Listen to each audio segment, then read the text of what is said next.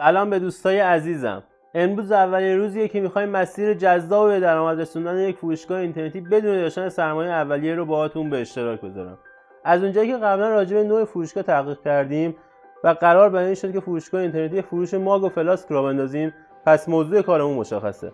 برای قدم اول هر چی ایده به ذهنمون اومد روی تخته نوشتیم و بعد رفتیم توی نت افراز برای سرچ ایده هامون و انتخاب دامنه مورد نظر. از اونجایی که هدف ما راه اندازی فروشگاه اینترنتی با سرمایه اندک است، پس دور چیزای گرون مثل دامنه .com و هاست یک ساله رو میخوایم خط بکشیم و یک دامنه IR و هاست 3 ماهه بسنده کنیم. بعد از سرچ تمام ایدا و اسما، وقتی به اسم ماگ شکلاتی رسیدیم که انتخاب همسر من بود، دیدیم که دامنه IR موجود هست و واقعا خودمون از اسمش خوشمون اومد.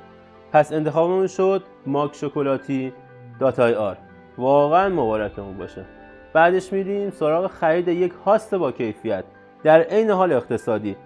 همونطور که گفتم به جای هاست یک ساله یه هاست 3 ماهه میگیریم به قیمت 219,000 تومان که هاست ایران هم هست، هاست فرانسه نیست، چون هاست فرانسه قیمتش یه چیزی حدود 400 خورده ایه که هزینه هاست دامنه با مالیات و ارزش افزوده جمعاً یه چیزی حدود 270 تومان شد. پس انتخابمون شد ماگ شکلاتی .ir.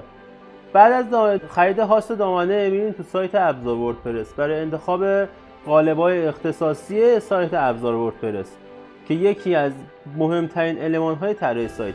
اول رفتیم توی سایت صنایع دستی و نگاه کردیم و نظرمون رو جلب نکرد. بعد از اون رفتیم تو سایت فروشگاه خرازی، گفتیم شاید این سایت نظرمون رو جلب کنه. ولی بعد از نگاه کردن دیدیم با اینکه سایت خوبی هست ولی اونم نظرمون رو جلب نکرد.